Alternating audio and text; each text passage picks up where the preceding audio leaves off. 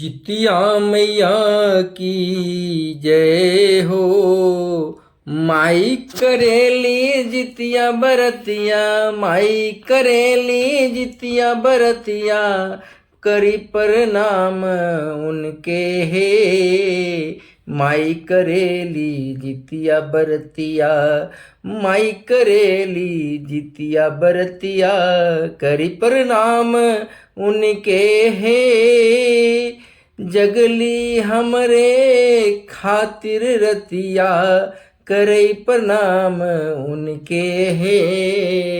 जगली हमरे खातिर सारी रतिया, करी प्रणाम उनके हे। दुई दिन से हम धरवा में होता तैयारी है।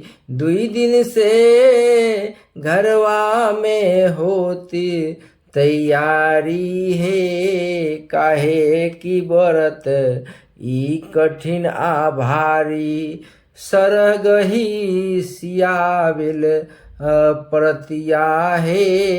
करी प्रणाम उनका माई, माई करीली जितिया बरतिया, करी प्रणाम उनका के। पुरखा पुरनिया के असरा पुरावली, नीमन पकवान पहिला दिन ने बनाली।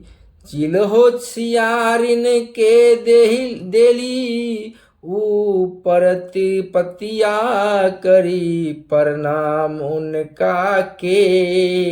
माई करेली जितिया बरतिया, माई करेली जितिया बरतिया, माई करेली जितिया बरतिया, करी प्रणाम उनका के।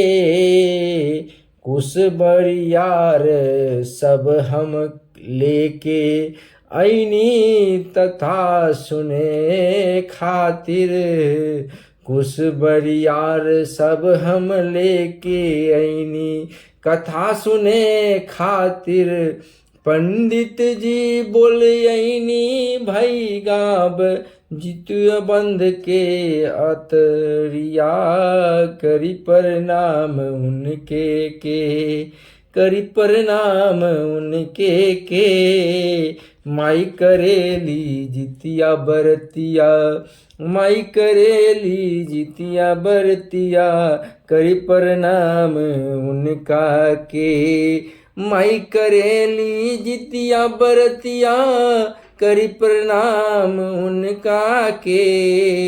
जगली हमरे खातिर सारी रतिया, करी प्रणाम उनके के।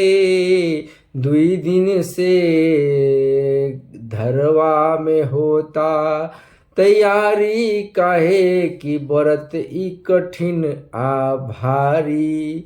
सर्ग ही सियावेली परतिया, करी प्रणाम उनका के।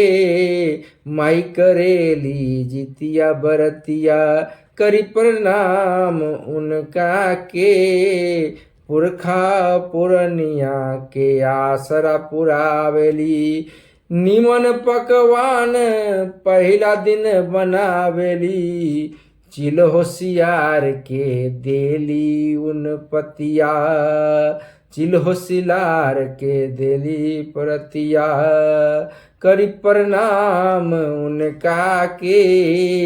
माई करेली जितिया बरतिया, करी प्रणाम उनका के।